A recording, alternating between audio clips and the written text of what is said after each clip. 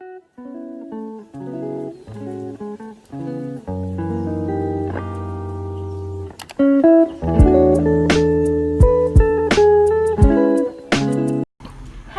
Assalamualaikum. Saya Farah Ashila. Di sini saya akan membahas mengenai kurikulum, mulai dari definisi hingga sejarah kurikulum. Oke, langsung kita bahas saja ya. Check it out. Tahukah kamu apa itu kurikulum?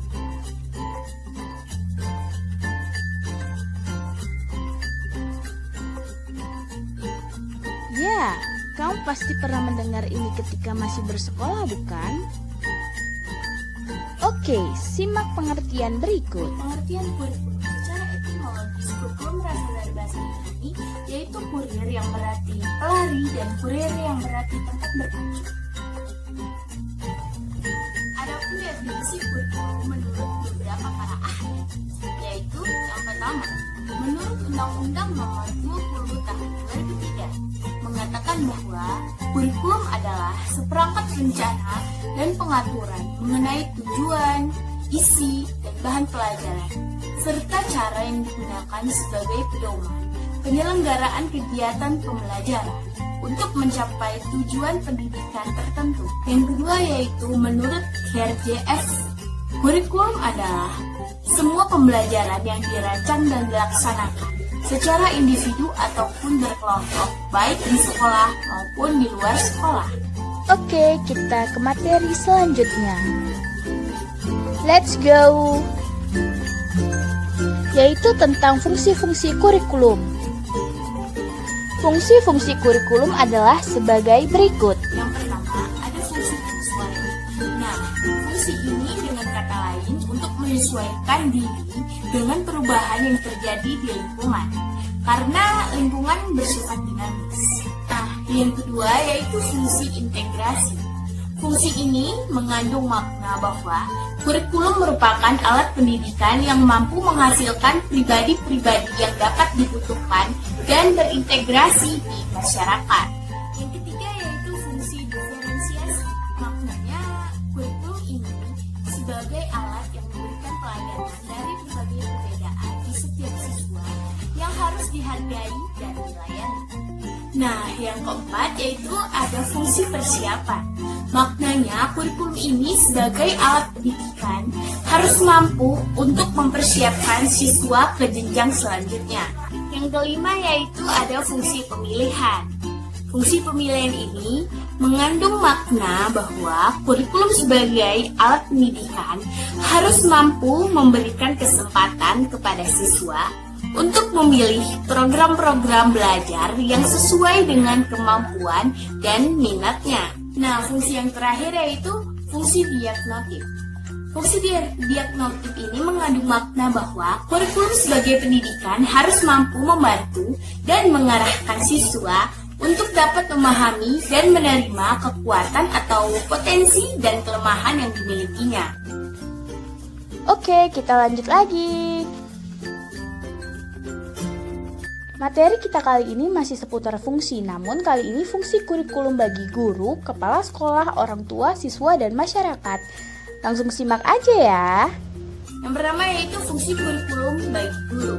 Kurikulum berfungsi sebagai pedoman dalam melaksanakan proses pembelajaran. Nah, yang kedua yaitu bagi kepala sekolah. Nah, bagi kepala sekolah, kurikulum berfungsi sebagai pedoman dalam melaksanakan supervisi atau suatu pengawasan. Nah, kalau untuk siswa, kurikulum berfungsi sebagai suatu pedoman belajar. Nah, lalu fungsi kurikulum bagi orang tua. Fungsi kurikulum bagi orang tua yaitu berfungsi sebagai pedoman dalam membimbing anaknya untuk belajar di rumah. Nah, kalau bagi masyarakat, kurikulum berfungsi sebagai pedoman untuk memberi bantuan bagi terselenggaranya proses pendidikan di sekolah. Oke, kita lanjut lagi. Nah, materi kita kali ini mengenai jenis-jenis kurikulum. Yang pertama yaitu ada kurikulum ideal, lalu kurikulum aktual, dan kurikulum tersembunyi. Oke, sekarang kita akan membahas kurikulum ideal terlebih dahulu. Let's see. Yang pertama yaitu ada kurikulum ideal. Kurikulum ideal adalah kurikulum yang diharapkan dapat dilakukan dan berfungsi sebagai acuan atau pedoman guru dalam proses belajar dan mengajar. Nah, dalam kurikulum ini, guru dituntut untuk memahami dengan benar kurikulum ideal, bukan hanya tentang tujuan, akan tetapi berbagai hal yang berhubungan dengan upaya pencapaian tujuan tersebut. Nah, yang kedua yaitu kurikulum aktual. Kurikulum aktual adalah kurikulum nyata yang dapat dilaksanakan oleh guru sesuai dengan kondisi yang ada. Nah, yang ketiga yaitu ada kurikulum tersembunyi. Kurikulum tersembunyi yaitu kurikulum yang pada dasarnya hasil dari suatu proses pendidikan yang tidak direncanakan. Artinya, perilaku yang muncul di luar tujuan yang dideskripsikan oleh guru. Pada hakikatnya, kurikulum berisi ide atau gagasan. Oke, kita masuk ke materi selanjutnya. Check it out. Yaitu tentang peran-peran kurikulum.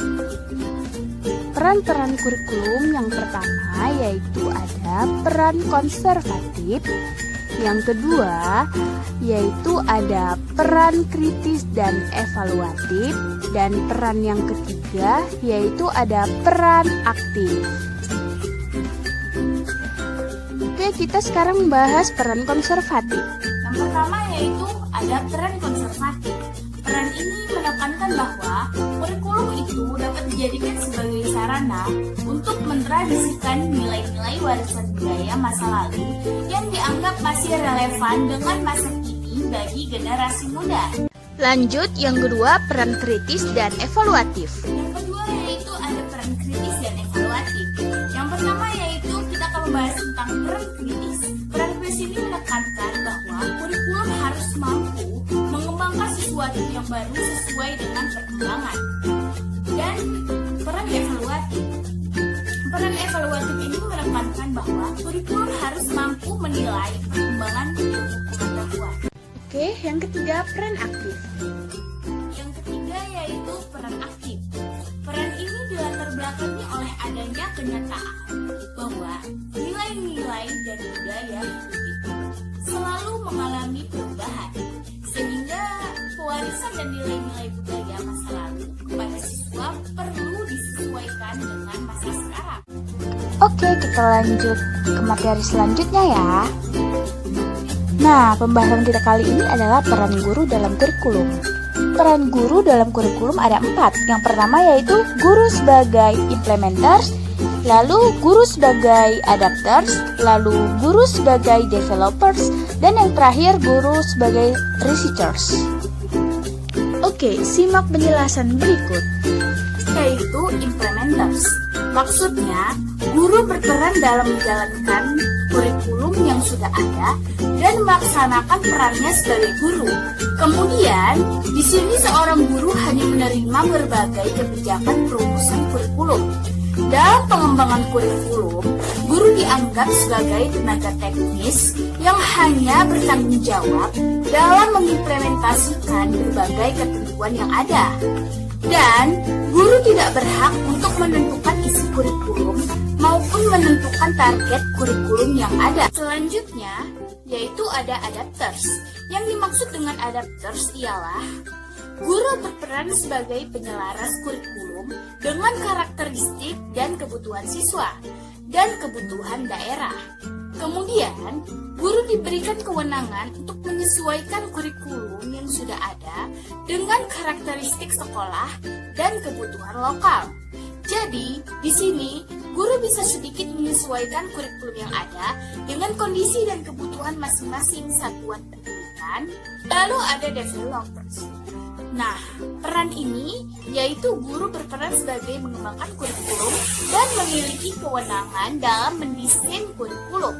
Guru bukan saja dapat menentukan tujuan dan isi pelajaran yang disampaikan, tetapi guru dapat juga menentukan strategi apa yang cocok dalam proses pembelajaran. Jadi, di sini guru dapat lebih leluasa untuk menyusun kurikulum yang sesuai dengan karakteristik peserta didik serta visi dan misi dari sekolah tersebut. Lalu selanjutnya ada research. Nah, Peran research ini maksudnya guru berperan sebagai peneliti kurikulum. Guru memiliki tugas profesional yang bertanggung jawab dalam meningkatkan kinerjanya sebagai guru. Dalam melaksanakan perannya, guru sebagai peneliti, guru bertanggung jawab untuk menguji berbagai komponen kurikulum. Misalnya menguji bahan-bahan kurikulum, menguji efektivitas program, menguji strategi dan model pembelajaran, dan lain sebagainya, termasuk mengumpulkan data tentang keberhasilan siswa. Lanjut lagi yuk. Yaitu tentang landasan kurikulum. 4 landasan pokok sebagai dasar dalam pengembangan kurikulum. Yang pertama filosofis, lalu psikologis, lalu sosial budaya, dan yang terakhir ilmiah dan teknologi. Apa itu landasan filosofi? Simak penjelasan berikut. Nah, yang pertama itu ada landasan filosofis. Landasan filosofis adalah hakikat realitas, hakikat manusia, hakikat ilmu, dan hakikat pengetahuan. Nah, ini itu berimplikasi pada perumusan tujuan pendidikan, pengembangan isi atau materi pendidikan, penentuan strategis dan peranan peserta didik, dan pendidikan. Ada 4 fungsi landasan filosofis dalam proses pengembangan kurikulum, yaitu yang pertama, untuk penentuan isi atau materi pembelajaran yang harus diberikan sesuai dengan tujuan yang dicapai. Lalu yang kedua sebagai petunjuk arah dan pendidikan. Yang ketiga sebagai penentuan tolak ukur keberhasilan proses pendidikan. Dan yang keempat sebagai strategis atau cara mencapai tujuan. Yang kedua ada landasan psikologis.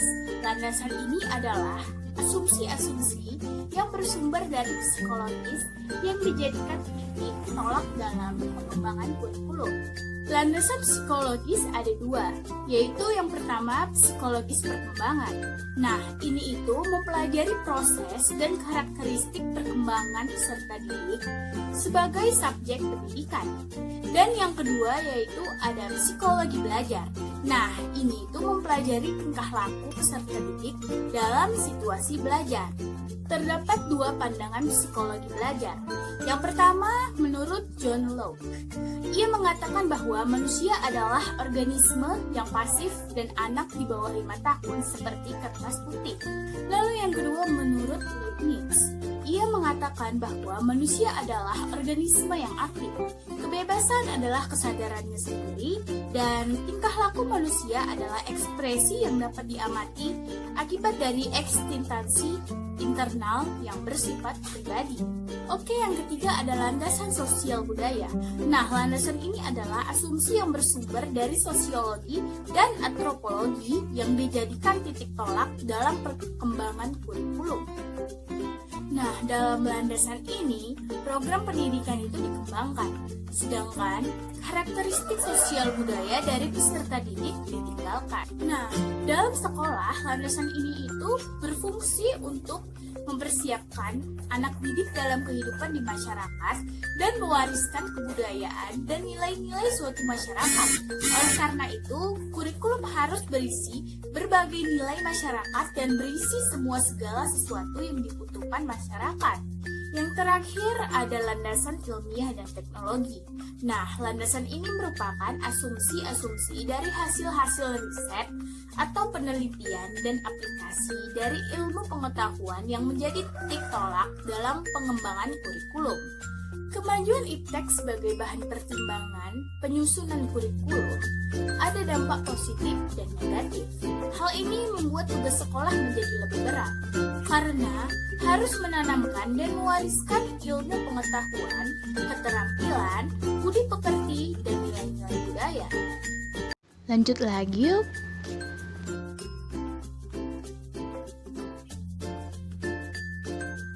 Yaitu tentang prinsip pengembangan kurikulum. Ada 5 prinsip dalam pengembangan kurikulum, yaitu yang pertama kita akan membahas prinsip relevansi terlebih dahulu. Langsung simak aja ya. Yang pertama yaitu ada prinsip relevansi. Prinsip relevansi secara internal bahwa kurikulum memiliki relevansi di antara komponen-komponen kurikulum, tujuan, bahan, strategi organisasi, dan evaluasi. Lalu ada prinsip kontinuitas.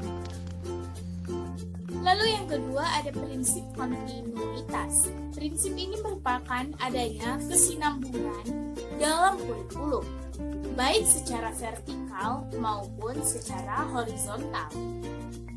Lalu yang ketiga ada prinsip efektivitas. Berikut penjelasannya. Lalu yang ketiga ada prinsip efektivitas. Prinsip ini yakni mengusahakan agar kegiatan pengembangan kurikulum mencapai tujuan tanpa kegiatan yang mubazir, baik secara kualitas maupun secara kuantitas. Prinsip efisiensi. Lalu yang keempat ada prinsip efisiensi. Prinsip ini yakni mengusahakan agar dalam pengembangan kurikulum dapat mendayagunakan waktu, biaya, dan sumber-sumber lain yang ada secara optimal, cermat, dan tepat, sehingga hasilnya dapat memadai. Dan yang terakhir adalah prinsip fleksibilitas. Dan yang terakhir adalah prinsip fleksibilitas. Prinsip ini adalah pengembangan kurikulum yang mengusahakan agar yang dihasilkan memiliki sifat luas, lentur, dan fleksibel. Dalam pelaksanaannya, memungkinkan terjadinya penyesuaian-penyesuaian berdasarkan situasi dan kondisi, tempat dan waktu yang selalu berkembang, serta kemampuan dan latar belakang peserta didik. Oke, kita ke pembahasan yang terakhir ya. Yaitu tentang sejarah perkembangan kurikulum di Indonesia. Kurikulum di Indonesia ada 3 periode. Yang pertama yaitu prakemerdekaan, lalu masa kemerdekaan, dan yang terakhir era reformasi. Sekarang kita akan membahas periode prakemerdekaan terlebih dahulu. Yuk simak langsung. Munculnya kurikulum karena para penjajah melihat untuk bisa sampai misi mereka, maka dibuatlah lembaga-lembaga pendidikan. Pada abad ke-16 dan 17, berdiri lembaga-lembaga pendidikan dalam upaya menyebarkan agama Kristen di tanah air oleh Kompeni. Dengan adanya lembaga pendidikan tersebut, maka para penjajah memerlukan pegawai rendahan yang dapat membaca dan menulis dalam membantu mengembangkan usaha pendidikan itu. Maka terdoronglah membuka sekolah-sekolah, yaitu yang pertama sekolah kelas 2 untuk pribumi, dengan lama pendidikan 3 tahun dan pelajaran yang diprogramkan adalah berhitung, menulis, dan membaca. Yang kedua adalah sekolah kelas 1 untuk anak pegawai pemerintah Hindia Belanda. Lama pendidikan awalnya 4 tahun, kemudian 5 tahun, dan akhirnya menjadi 7 tahun. Tujuan untuk mendidik pegawai-pegawai rendahan untuk keperluan kantor-kantor pemerintah dan kantor-kantor perdagangan. Programnya ilmu bumi, sejarah, ilmu hayat, menggambar, dan ilmu mengukur tanah. Bahasa pengantarnya adalah bahasa Melayu dan bahasa Belanda. Pada jenjang pendidikan menengah, didirikan gimnasium yang siswanya golongan ningrat. Masa belajar pendidikan ini berlangsung selama 3 tahun. Model ini kemudian berubah menjadi MULO yang lama pendidikan selama 4 tahun. Sedangkan tingkat atas, Belanda mendirikan AMS dengan lama pendidikan 3 tahun terdiri dari bagian A dan bagian B. Bagian A spesifiknya adalah ilmu kebudayaan yaitu kesastraan timur dan klasik barat. Adapun bagian B spesifikasi pelajarannya adalah ilmu pengetahuan kealaman yang meliputi ilmu pasti dan ilmu alam. Ketika penjajahan beralih dari Belanda ke Jepang, perkembangan pendidikan pada masa Jepang merubah semua sistem sekolah yang dibangun oleh Belanda. Semua sekolah rendah yang bermacam-macam tingkatannya dihilangkan dan tinggallah sekolah rendah untuk bangsa Indonesia, yaitu sekolah rakyat yang disebut Kokumingako 6 tahun lamanya. Isinya kurang diperhatikan anak-anak dan waktu itu harus membantu Jepang dalam peperangan, sehingga anak-anak pribumi harus mengikuti latihan militer di sekolah. Oke, kita lanjut ke kurikulum pada periode pasca kemerdekaan. Pada masa kemerdekaan ada 7 kurikulum, yaitu kurikulum tahun 1947, 1952, 1964, 1968, 1975, 1984, dan 1994. Kurikulum 1947 atau disebut dengan Rencana Belajar dipengaruhi sistem pendidikan kolonial Belanda dan Jepang. Kehidupan berbangsa saat itu masih dalam semangat juang merebut kemerdekaan pembentukan karakter manusia Indonesia yang merdeka. Kedua, kurikulum 1952 atau disebut Rencana Pelajaran Terurai. Isinya itu adalah isi pelajaran yang dihubungkan dengan kehidupan sehari-hari, rencana pembelajaran lebih rinci, dan pada tahun 1952 ini diberi nama Rencana Pelajaran Terurai, dan mata pelajarannya meliputi moral, kecerdasan, emosional, keprigelan, dan jasmania. Lalu ada kurikulum 1964, disebut Rencana Pendidikan. Ciri dari kurikulum ini adalah pemerintah mempunyai keinginan agar rakyat mendapat pengetahuan akademik untuk pembekalan pada jenjang SD, sehingga pembelajaran dipusatkan pada program Pancawardhana yang meliputi pengembangan daya cipta, karsa, karya, dan moral. Lalu kurikulum 1968. Ini merupakan pembaharuan dari kurikulum 1964, yaitu dilakukannya perubahan struktur kurikulum pendidikan dari Pancawardhana menjadi pembinaan jiwa Pancasila, pengetahuan dasar, dan kecakapan khusus.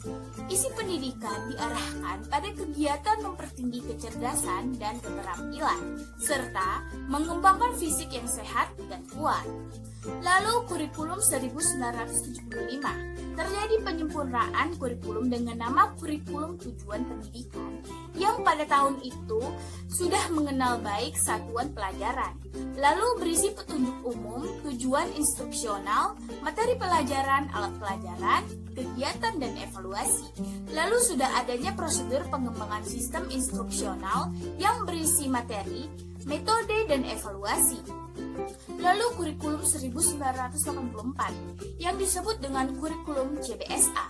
Konsep CBSA secara teoritis adalah pendekatan pembelajaran yang memberikan kesempatan kepada peserta didik untuk aktif terlibat secara fisik, mental, intelektual, dan emosional, dengan harapan peserta didik memperoleh pengalaman belajar secara maksimal, baik pada ranah kognitif, afektif, dan psikomotorik.